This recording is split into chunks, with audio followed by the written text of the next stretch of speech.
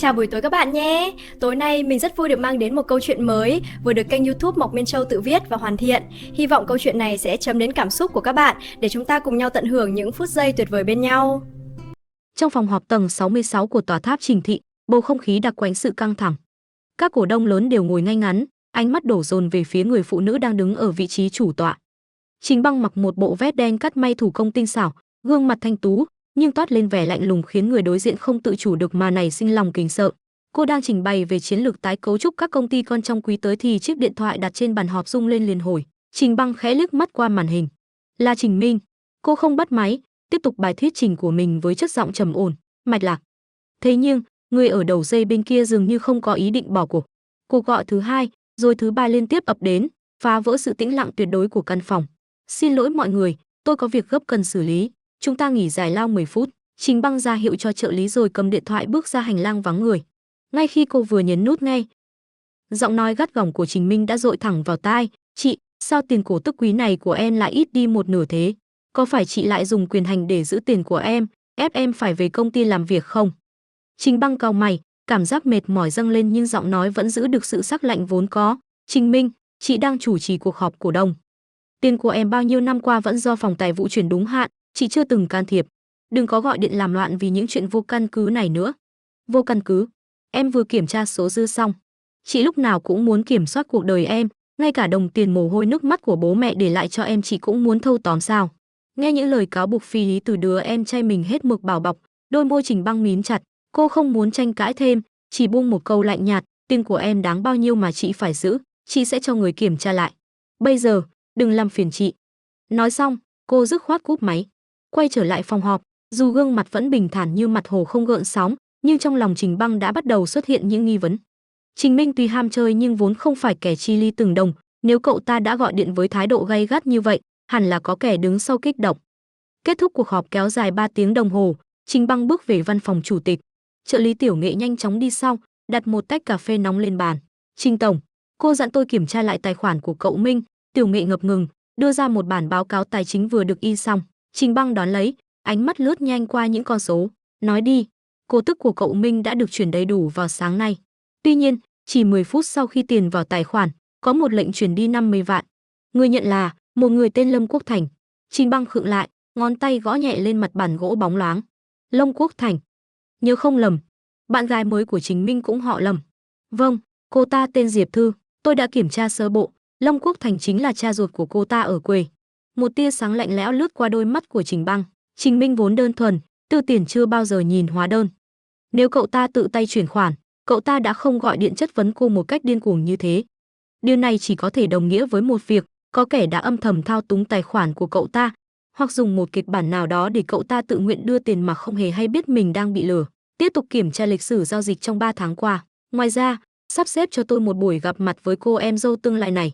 Tôi muốn xem thử, cô ta có bản lĩnh lớn đến mức nào mà dám vuốt râu hùm ngay dưới mắt tôi. Trình Băng tựa lưng vào ghế ra, nhìn ra khung cảnh thành phố bắt đầu lên đèn qua lớp kính cường lực.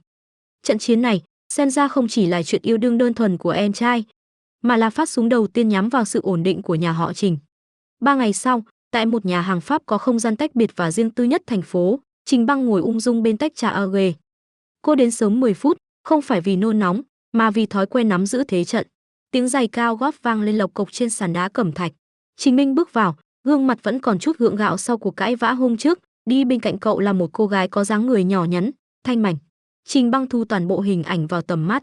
Diệp Thư diện một chiếc váy trắng thuộc bộ sưu tập giới hạn của một nhà mốt danh tiếng, tay xách túi Hermes Bikin, ngay cả chiếc kẹp tóc nhỏ trên đầu cũng là hàng đặt làm riêng trị giá hơn vài ngàn đô la. Nếu chỉ nhìn qua vẻ ngoài, cô ta hoàn toàn toát lên khí chất của một thiên kim tiểu thư lá ngọc cành vàng. Chị, đây là Diệp Thư, bạn gái em. Trình Minh lên tiếng, giọng thấp xuống như đang dò xét thái độ của chị gái. Chào chị ạ. Em nghe anh Minh kể về chị rất nhiều, hôm nay mới có dịp diễn kiến, chị thực sự còn trẻ đẹp hơn trong hình nhiều. Diệp Thư nở nụ cười dịu dàng, lễ phép cúi chào. Trình Băng khẽ gật đầu, ra hiệu cho họ ngồi xuống. Ngồi đi, đồ ăn tôi đã gọi sẵn rồi. Suốt bữa ăn, Trình Băng giữ thái độ lịch sự nhưng kiệm lời. Cô lặng lẽ quan sát, Diệp Thư dùng dao nĩa rất cẩn trọng, như đôi khi sự lúng túng khi xử lý món hàu hay cách cô ta liếc nhìn thái độ của nhân viên phục vụ bằng ánh mắt có phần thượng đẳng đã tố cáo tất cả. Một người thực sự sinh ra trong nhung lụa sẽ không bao giờ cố gắng chứng minh mình sang trọng một cách gồng gánh đến thế.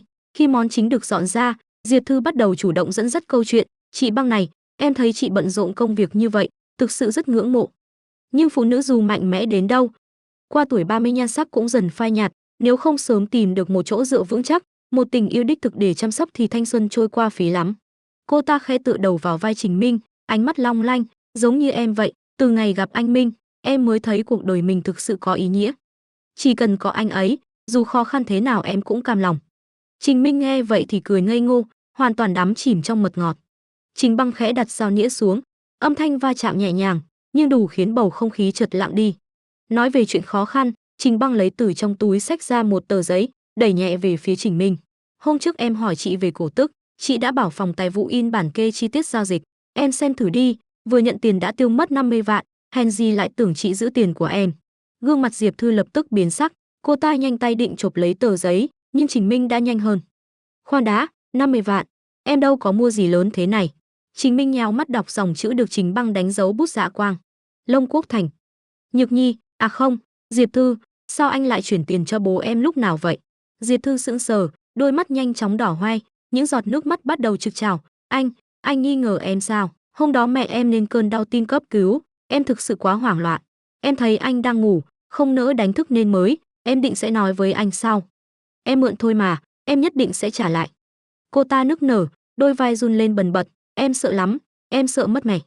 Anh biết hoàn cảnh gia đình em mà, em đi làm cực khổ bao năm cũng chỉ vì bà thôi. Nhìn thấy người yêu khóc lóc thảm thiết, Trình Minh lập tức mềm lòng. Cậu ta vội vã ôm lấy Diệp Thư, quay sang nhìn chị gái với vẻ trách móc, chị, chuyện cứu người quan trọng, sao chị lại mang ra bàn ăn thế này? Có 50 vạn thôi mà, dù cô ấy không chuyển thì em cũng sẽ đưa cho cô ấy. Chị làm Diệp Thư sợ rồi đấy. Trình Băng khoanh tay, tựa lưng vào ghế, ánh mắt bình thản nhìn màn kịch trước mắt, cô không tức giận, chỉ thấy nực cười cho sự ngây thơ của em trai mình. Tiểu Minh, chị không nói 50 vạn đó là lớn.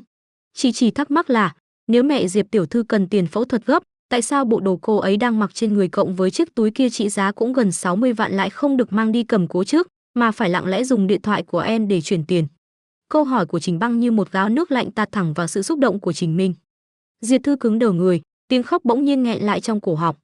Sau bữa tối định mệnh đó, Diệp Thư đột ngột biến mất khỏi tầm mắt của Trình Minh. Cô ta không nghe điện thoại, không trả lời tin nhắn, khiến một kẻ si tình và thiếu kinh nghiệm như Trình Minh đứng ngồi không yên. Cậu ta bỏ cả việc ở phòng nghiên cứu, suốt ngày thơ thẩn như kẻ mất hồn. Thậm chí còn quay sang oán trách Trình Băng vì đã quá khắt khe khiến người con gái lương thiện bị tổn thương. Trình Băng vẫn thản nhiên, cô biết rõ đây là chiêu lạt mềm bổ chặt, kẻ đi săn giỏi nhất luôn biết cách khiến con mồi tự nguyện dâng tận miệng. Vào một buổi chiều cuối tuần, khi Trình Băng đang cùng bố mẹ dùng trà tại phòng khách, quản gia bước vào với vẻ mặt khó xử, phía sau ông ta là Diệp Thư. Cô ta hôm nay không còn vẻ hào nhoáng của những bộ đồ hiệu, thay vào đó là một chiếc váy bầu rộng màu xanh nhạt, gương mặt nhợt nhạt, đôi mắt sưng mọng như thể đã khóc rất nhiều. Trình Minh vừa thấy cô ta liền bật dậy như lò xo, định lao đến ôm lấy nhưng cái nhìn sắc lẹm của Trình Băng đã khiến cậu khựng lại. Cô đến đây làm gì? Trình Băng đặt tách trà xuống, âm thanh thanh mảnh nhưng đanh thép. Diệp Thư không trả lời cô. Cô ta run rẩy lấy từ trong túi ra một tờ giấy xét nghiệm, đặt lên bàn trước mặt bố mẹ Trình. Bác trai, bác gái, con biết mình không xứng với gia đình họ Trình. Con đã định lặng lẽ rời đi, nhưng đứa trẻ, nó không có lỗi. Con không thể tước đi quyền được có bố của nó. Tờ giấy khám thai.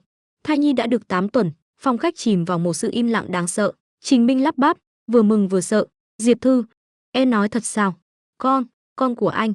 Là con của anh. Diệp Thư nức nở. Nhưng em sẽ không dùng nó để ràng buộc anh. Em đã hẹn bác sĩ vào sáng mai rồi. Em đến đây chỉ để chào anh lần cuối. Không được. Trình Minh gào lên, quay sang nhìn bố mẹ và chị gái với ánh mắt khẩn thiết. Bố mẹ, chị, con không thể để cô ấy bỏ đứa bé. Con sẽ cưới Diệp Thư.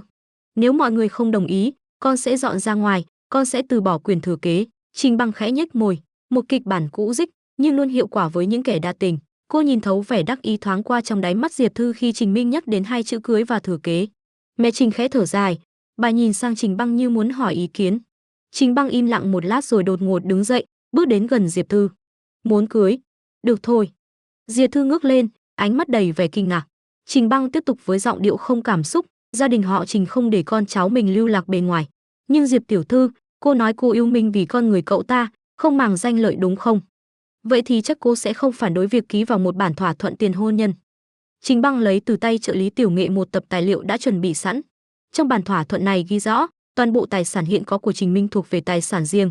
Cổ tức hàng năm cậu ta nhận được sẽ được dùng làm chi phí sinh hoạt chung, nhưng nếu ly hôn, cô sẽ ra đi tay trắng, không được quyền chia cổ phần hay bất động sản đứng tên cậu ta. Và quan trọng nhất, Trình Băng cúi thấp người, ghé sát tai Diệp Thư, nói bằng tông giọng chỉ đủ hai người nghe. Đứa trẻ sau khi sinh ra phải được xét nghiệm ADN. Nếu đúng là dòng máu nhà họ Trình, cô sẽ có tất cả sự vinh hoa. Nếu không, cô biết hậu quả của việc lừa đảo gia tộc này là gì rồi đấy. Sắc mặt Diệp Thư trắng bệch, bàn tay đang cầm vạt áo siết chặt đến mức run rẩy. Cô ta nhìn Trình Minh người đang gật đầu lia lịa vì cho rằng chị gái đã chịu thỏa hiệp, rồi lại nhìn bản hợp đồng như một bản án tử hình cho tham vọng của mình. Nhưng ở thế cưỡi hổ, Diệp Thư không còn đường lùi. Cô ta cầm bút, ký tên với một sự quyết tâm liều mạng. Cô ta tin rằng chỉ cần bước chân được vào cửa, cô ta sẽ có cách để thay đổi những con chữ vô hồn kia. Sau khi Diệp Thư và Trình Minh rời đi, Trình Băng quay sang Tiểu Nghệ, ánh mắt lạnh lẽo, cứ để họ chuẩn bị đám cưới. Nhưng hãy liên hệ với khách sạn của Thẩm Hàn. Tôi muốn kiểm tra toàn bộ camera ẩn tại các khu VIP trong 6 tháng qua. Tôi không tin một người như Diệp Thư lại chỉ có một mình Trình Minh là con mồi. Sau khi ký vào bản thỏa thuận tiền hôn nhân, Diệp Thư chính thức dọn về sống tại biệt thự nhà họ Trình dưới danh nghĩa vợ sắp cưới của Trình Minh. Những tưởng sau khi đạt được mục đích, cô ta sẽ yên phận dưỡng thai, nhưng thực tế, tham vọng của Diệp Thư mới chỉ bắt đầu lộ rõ những móng vuốt sắc nhọn. Bữa sáng tại nhà họ Trình vốn luôn diễn ra trong sự im lặng quy củ. Trình Băng vừa lướt xem báo cáo thị trường trên máy tính bảng, vừa dùng trà. Diệp Thư ngồi đối diện, khéo léo gọt một đĩa hoa quả, rồi đẩy nhẹ về phía bố mẹ Trình với nụ cười ngọt ngào. Bố mẹ dùng thêm chút trái cây ạ. Anh Minh nói dạo này bố hay bị mất ngủ, em có nhờ người quen ở quê gửi ít tâm sen thượng hạng lên, lát nữa em bảo người làm sắc cho bố dùng thử. Bố Trình khẽ gật đầu, ánh mắt sau gọng kính lão hiện lên chút ý cười. Sự chăm sóc tỉ mỉ của Diệp Thư thực sự khiến những người lớn tuổi trong nhà bắt đầu có cái nhìn khác về cô ta. Thấy không khí có vẻ hòa hoãn, Diệp Thư bèn chuyển hướng sang Trình Băng, giọng nói mang theo vài phần ái ngại. Chị Băng này, em có chuyện này muốn bàn với chị. Chị xem, em và anh Minh cũng sắp làm đám cưới, sau này lại còn có con nhỏ. Ở chung với chị dù rất vui, nhưng em sợ sau này con quấy khóc sẽ ảnh hưởng đến giấc ngủ và công việc của chị. Hay là, chị để anh Minh đứng tên mua một căn hộ riêng ở trung tâm để bọn em dọn ra ngoài cho thoải mái. Trình Băng đặt tách trà xuống, thanh âm va chạm nhẹ nhàng nhưng khiến Diệp Thư phải chột dạ. Biệt thự này mỗi tầng đều là một căn hộ riêng biệt với đầy đủ tiện nghi. Nếu cô thấy ổn, tôi có thể cho người lắp thêm hệ thống cách âm cao cấp nhất. Còn việc mua nhà riêng, cổ tức của Tiểu Minh đủ để cậu ta tự chi trả nếu muốn. Sao lại phải thông qua tôi? Diệp Thư cắn môi, tỏ vẻ uất ức nhìn sang Trình Minh. Trình Minh lập tức tiếp lời, chị, ý của Diệp Thư là muốn có một tài sản chung đứng tên hai vợ chồng để cô ấy yên tâm hơn. Với lại, ở quê cô ấy có phong tục, người đã kết hôn không nên sống chung với anh chị em chưa lập gia đình, dễ khiến xui xẻo cho cả hai. Xui xẻo? Trình Băng khẽ nhớn mày, ánh mắt sắc như dao găm xoáy vào Diệp Thư. Ý cô dâu mới là vì tôi chưa kết hôn nên sẽ khiến gia đình cô xui xẻo sao? Diệp Thư lập tức cúi đầu, giọng lý nhí, chị, em không có ý đó, em chỉ lo cho chị thôi. Nếu đã lo cho tôi, thì đừng dùng những phong tục lạc hậu đó để tính toán vào tài sản của nhà họ Trình. Trình Băng lạnh lùng đứng dậy. Tiểu Minh, nếu em muốn làm đàn ông gánh vác gia đình, thì hãy tự dùng tiền mình làm ra mà mua nhà. Đừng để người phụ nữ của mình mỗi ngày chỉ biết tìm cách rút tỉa tài sản từ chị gái. Không dừng lại ở đó, vài ngày sau, Diệp Thư lại bắt đầu xúi giục Trình Minh quay về tập đoàn tranh giành chức vị giám đốc điều hành. Cô ta vẽ ra viễn cảnh Trình Minh bị chị gái chèn ép đến mức không có tiếng nói trong giới hào môn, khiến một kẻ vốn lười biếng và ăn phận như Trình Minh bắt đầu nảy sinh lòng đố kỵ. Đỉnh điểm là khi Diệp Thư tìm cách tiếp cận với Trình Kiến, người anh họ đang quản lý một công ty con của tập đoàn. Cô ta bắt đầu đóng vai một người vợ lo cho tương lai của chồng, âm thầm kết nối với những thế lực đang muốn lung lay vị trí của Trình Băng trong hội đồng quản trị.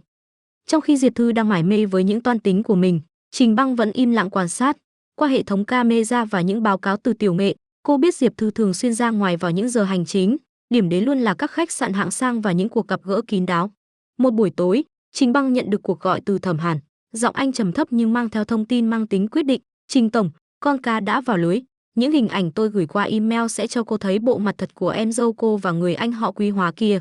Xem ra, đứa bé trong bụng cô ta không chỉ là quân bài để bước vào nhà họ Trình, mà còn là kết quả của một thỏa thuận bẩn thỉu hơn nhiều. Trình Băng mở email, nhìn những tấm ảnh được chụp từ camera an ninh khách sạn, khóe môi cô khẽ cong lên một đường cong lạnh lẽo. Cảm ơn anh, Thẩm Hàn. Đã đến lúc hạ màn vở kịch này rồi. Thẩm Hàn khẽ nhếch môi, ánh mắt thâm trầm dõi theo bóng lưng kiên định của người phụ nữ trước mặt. Đừng quên bữa tối cô đã hứa với tôi. Cùng lúc đó, tại một phòng bao riêng tư của nhà hàng gia đình, Trình Minh đang ngồi cùng người chú ruột và Trình Kiến. Trên bàn là một bản hợp đồng dày cộm. Trình Minh lúc này đã ngà ngà say, gương mặt lộ rõ vẻ cảm động trước những lời gan ruột của người chú. Tiểu Minh à, chú nói thật, bố mẹ và chị con chỉ trọng dụng người tài, mà quên mất con mới là con trai độc nhất. Nhìn con chịu khổ ở vị trí nhân viên kỹ thuật, chú đau lòng lắm. Đây là bản hợp đồng ủy thác. Chỉ cần con ký vào, chú sẽ dùng số cổ phần của mình để đưa con lên vị trí giám đốc điều hành. Khi đó, Diệp Thư và đứa trẻ mới có được danh phận xứng đáng. Diệp Thư ngồi bên cạnh, khẽ tựa vào vai Trình Minh, giọng nói ngọt như mật, anh ký đi, chú cũng chỉ vì muốn tốt cho gia đình nhỏ của chúng mình thôi mà. Trình Minh cầm bút, bàn tay hơi run rẩy vì men say và cả sự hưng phấn từ lời hứa hẹn về quyền lực. Ngay khi ngòi bút vừa chạm vào giấy, cánh cửa phòng bao đột ngột bị đẩy mạnh, Trình Băng bước vào. Đi sau là trợ lý Tiểu Nghệ với gương mặt nghiêm nghị. Không một lời thừa thãi, Trình Băng cầm ly nước lọc trên bàn, dứt khoát hắt thẳng vào mặt Trình Minh. Chị làm cái gì thế? Trình Minh bật dậy, nước chảy ròng ròng trên mặt, men say tỉnh đi vài phần. Tỉnh chưa? Trình Băng lạnh lùng ném tập ảnh lên bàn. Nếu chưa tỉnh thì nhìn cho kỹ những thứ này, xem người vợ hiền thục và người anh họ tốt bụng của em đã chăm sóc nhau như thế nào sau lưng em. Những bức ảnh rơi tung tóe trên mặt bàn. Trình Minh bàng hoàng cầm lấy, đôi mắt dán chặt vào hình ảnh Diệp Thư đang nép mình vào lòng Trình Kiến. Diệp Thư tái mét mặt mày, cô ta định lao lên giật lấy nhưng đã bị Tiểu Nghệ ngăn lại. Đây là giả. Anh Minh, chị ấy cố ý hãm hại em. Diệp Thư gào lên, nước mắt lại trực trào. Giả sao? Trình Băng nhếch mép, chỉ tay vào chiếc vòng tay trên cổ tay Diệp Thư. Chiếc vòng sapphire này chỉ có một chiếc duy nhất trên thế giới. Cô có muốn tôi mời chuyên gia định giá và trích xuất lịch trình đặt phòng của Trình Kiến tại khách sạn Thẩm Gia không? Trình Băng quay sang nhìn người chú đang bắt đầu run rẩy. Còn chú muốn Tiểu Minh ký bản ủy thác này để chiếm quyền biểu quyết cổ phần, sau đó đá nó ra khỏi Trình thị đúng không? Kế hoạch rửa tiền thông qua các công ty con của chú, tôi cũng đã gửi bằng chứng cho cơ quan điều tra rồi. Phòng bao bỗng chốc rơi vào tĩnh lặng đến nghẹt thở. Trình Minh nhìn Diệp Thư, rồi nhìn người chú mà mình vừa hết lòng tin tưởng, trái tim như bị bóp nghẹt. Cậu ta cầm bản hợp đồng trên bàn, xé nát trước sự chứng kiến của tất cả mọi người. Cút đi. Giọng Trình Minh khản đặc, chứa đựng sự thất vọng tột cùng. Tất cả các người, cút khỏi mắt tôi. Diệp Thư ngã quỵ xuống sàn, chiếc mặt nạ thanh thuần hoàn toàn vỡ vụn. Cô ta định bám lấy chân Trình Minh nhưng cậu đã lạnh lùng lùi lại, đứng phía sau chị gái mình. Trình Băng nhìn đứa em trai cuối cùng cũng đã nếm trải được sự tàn khốc của thực tế, cô không buông lời trách móc, chỉ vỗ nhẹ vào vai cậu, về nhà thôi. Chuyện còn lại, cứ để chị xử lý. Sau đêm náo loạn tại nhà hàng, Trình thị trải qua một cuộc thanh trừng nội bộ chưa từng có. Những mắt xích liên quan đến việc rửa tiền và các công ty ma của người chú ruột lần lượt bị phanh phui dưới sự quyết liệt của Trình Băng. Trình Kiến và cha mình không thể trốn tránh vòng lao lý. Toàn bộ số cổ phần họ tích cóp bấy lâu bị buộc phải thu hồi để khắc phục hậu quả tài chính. Về phần Diệp Tư, màn kịch của cô ta kết thúc bằng một tờ giấy xác nhận y khoa khác. Đứa bé trong bụng quân bài cuối cùng cô ta dùng để đánh cược vào hào môn thực chất không phải là dòng máu của họ Trình. Khi sự thật phơi bày, Diệp Thư bị đuổi khỏi căn hộ cao cấp mà Trình Minh từng thuê cho cô ta. Cô ta nỗ lực tìm đến Trình Kiến, nhưng kẻ đồng lõa lúc này còn đang bận tâm với những bản án sắp tới. Chẳng còn hơi sức đâu để đoái hoài đến một quân cờ đã mất giá trị. Một tháng sau, tại phòng làm việc của chủ tịch tập đoàn, Trình Minh đứng trước bàn làm việc của chị gái, dáng vẻ đã bớt đi phần lông bông, thay vào đó là sự trầm mặc của một người vừa đi qua dòng bão.